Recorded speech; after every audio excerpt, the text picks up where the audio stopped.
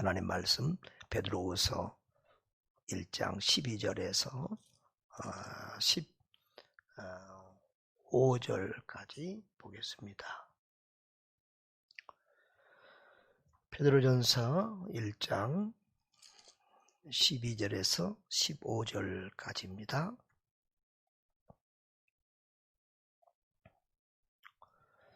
다 같이 합독하겠습니다. 그러므로 너희가 이것을 알고 이미 있는 진리에 서 있으나 내가 항상 너희에게 생각나게 하려 하노라.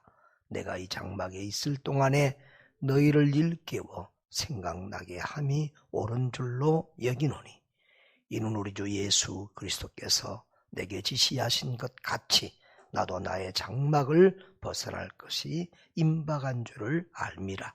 내가 힘써 너희로 내가 떠난 후에라도 어느 때나 이런 것을 생각나게 하려 하노라. 아멘.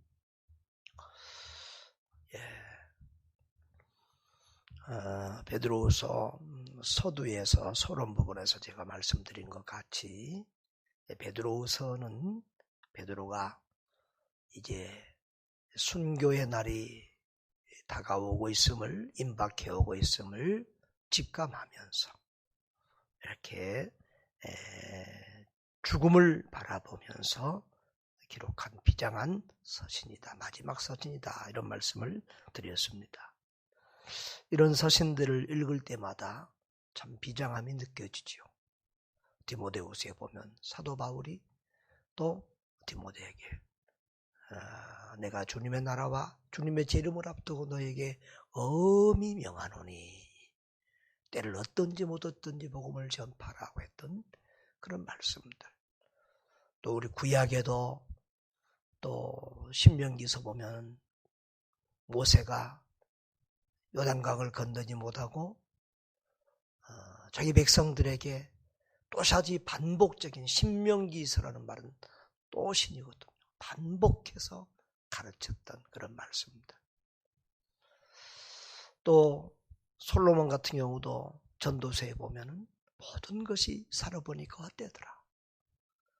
오직 하나님을 경외하며 그 말씀을 믿고 따라 사는 것만이 인생에 가장 중요하게 우리가 붙들고 살아야 될 삶의 본분이더라. 이런 비장한 우리의 신앙의 선배들이 죽기 전에 남긴 그런 말씀들을 보면 우리가 다시 한번 우리 자신들의 옥깃을 넘기게 되고 또 비장한 각오로 우리 남은 생을 살아야 될 것을 깨닫게 됩니다. 오늘 베드로는 어떻게 보면 베드로 후서의 기록 목적인데 오늘 12절에 너희가 이것을 알고 이미 진리에 있는 진리에 서 있으나 내가 항상 너희에게 생각나게 하려 하노라. 이 12절에서 15절 사이 짧은 4절의 말씀에 생각나게 하려 함이라 하는 말이 3번이나 기록이 되고 있어. 12절에도 항상 너희에게 생각나게 하려 하노라. 13절에도 너희를 일깨워 생각나게 함이 옳은 줄로 여기노니 15절에도 어느 때나 이런 것을 생각나게 하려 하노라. 3번이나. 자기가 이 세상을 떠난 후에도 자기는 없지만 베드로는 갔지만 베드로가 전한 이 말씀은 베드로가 죽기 전에 또 다시 강조했던 이 말씀들은 그들의 생각나서 그들이 그 말씀을 붙들고 이기며 승리하며 살아갈 수 있도록 이 말씀을 이렇게 강조하고 있는 것입니다. 우리가 세상에서 고난을 당하지만 우리는 주님 안에서 은혜와 평강을 누리면서 우리 주님 닮아가야 되는 거룩한 삶을 살아야 된다. 그리고 반드시 주의 재림이 있다. 종말이 있다. 그러므로 이단의 헛된 그런 유혹이나 거짓 교사들의 유혹이나 세상 유혹에 세상 박해에 지지 말고 반드시 믿음으로 승리하라 하는 이 권면의 말씀을 하고 있는데 12절에 보면 너희가 이것을 알고 이미 있는 진리에 서 있으나 그랬어요. 너희가 못해서 못하니까가 아니라 너희가 믿음이 너무 없어서가 아니라 이미 이것을 알고 이미 진리에 서 있지만 내가 항상 너희에게 생각나게 하려고 다시 또 강조하고 또 강조하고 있다. 그 말씀이세요. 달리는 말에 채찍질한다는 말이 있죠. 그렇습니다. 교육이라고 하는 것은 반복해야 되고 지속해야 됩니다. 사람들이 성도들이 그냥 한 번 설교하고 한 번 말해서 잘 들으면 목사가 이렇게 계속 말하겠습니다. 사람이 그렇습니다. 내 자신도 우리들도 믿음이 있다고 하면서도 또 망각하고 잊어먹고 나태해지고 게을러지고 안일해지고 할 때가 얼마나 많은지 모릅니다. 특별히 베드로 자신도 자기를 과신하다가 나는 절대 주님을 배신하지 않습니다. 감옥에도 죽는 데까지라도 내가 주와 함께 가겠습니다. 주와 함께 죽을 각오가 되어 있습니다. 큰 소리 쳤다가 여지없이 당한 그런 경험이 있기 때문에 누구든지 신앙 안에서 자만하면 안 된다. 나는 믿음이 굳건하다. 나는 어떻다.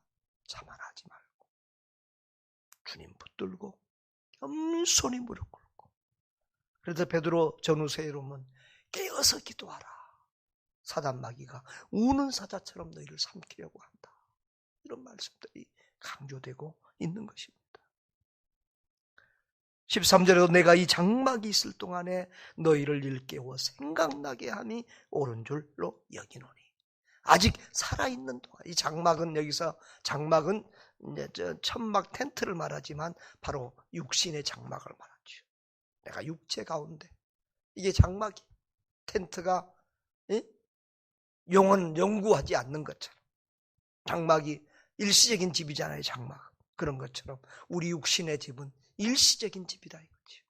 영원한 집이 아니라 이거예요. 그래서 성경에 보면 육신의 죽음을 장막집이 무너지면 이렇게 많이 표현하고 있어요. 그래서 이 장막이 있을 동안에 내가 아직 이 육신에 있을 동안에 살아있을 동안에 너희를 일깨워서 생각나게 하며 오늘 줄로 여기노니 이는 주 예수 그리스도께서 내게 지시하신 것 같이 나도 나의 장막을 벗을 날이 임박한 줄을 안다. 이 장막을 벗을 날이 임박한 줄 안다. 죽음의 날이 임박한 줄 안다. 그런데 우리 주 예수 그리스도께서 내게 지시하신 것 같이 그랬어요. 우리 요한복음 21장에 보면 예수님이 베드로에게 뭐라고 그랬죠? 네가 젊어서는 네 마음대로 다녔지만 베드로야 네가 나를 사랑하느냐 3번이나 묻잖아요. 그리고 베드로가 주여 하시오니 내가 주를 사랑하는 줄 주께서 아십니다. 그러면서 대답했을 때 내 양을 먹이라. 그리고 주님이 베드로에게 하신 말씀이 내가 젊어서는 네 마음대로 다녔지만 네가 늙어서는 다른 사람이 너를 띠띠우고 너가 원하지 않는 곳으로 데려가리라 하면서 베드로의 순교의 죽음을 예견하죠. 주를 위해서 복음을 위해 살다가 죽게 될 것이다.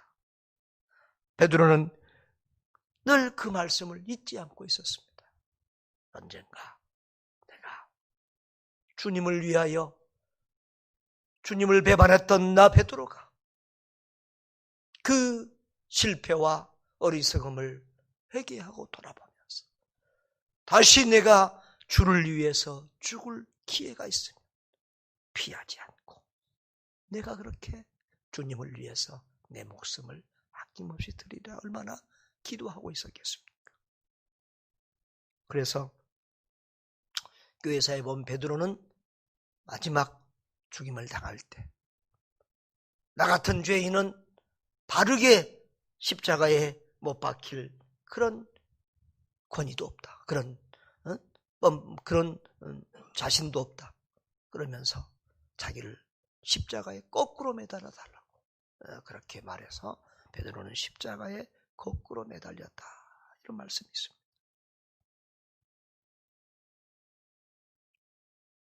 그렇습니다.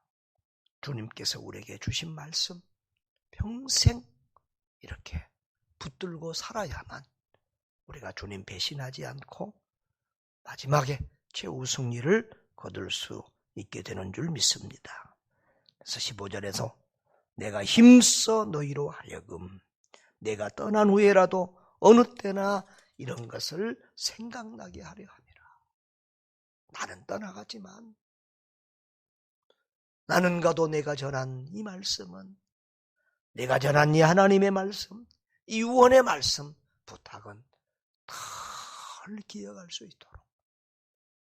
다시 말하면 주님은 떠나가셨지만, 주님은 죽으시고 부활하시고 승천해서 떠나가셨지만 주님께서 베드로에게 주었던 그 말씀이 베드로의 남은 인생을 사로잡았던 것처럼 내가 떠나갈지라도 내가 전한 이 말씀은 너희들 속에 늘 생각나서 너희가 이 환난을 이기고 세상을 이기고 이제 어마어마한 박해와 너희도 나처럼 감옥에도 끌려가고 죽을 줄도 모르는데 그런 박해와 환난을 능히 이겨내게 하려 함이라. 내가 떠나갈지라도 너희들의 믿음은 굳건하고 너희의 신앙은 날마다 깨어 기도하며 분명히 성장할 수 있도록 이 말씀 붙들고 승리할 수 있도록 내가 너희에게 넘기고 갈 것은 너희에게 주고 갈 것은 이 하나님의 말씀밖에 없다. 그렇게 유언을 하고 있는 것입니다. 그렇습니다. 어제 우리 신혜라 집사님 이렇게 다니엘 기도회 하면서 부모의 사명, 그러면 첫째로는 하나님의 말씀, 두 번째로는 기도,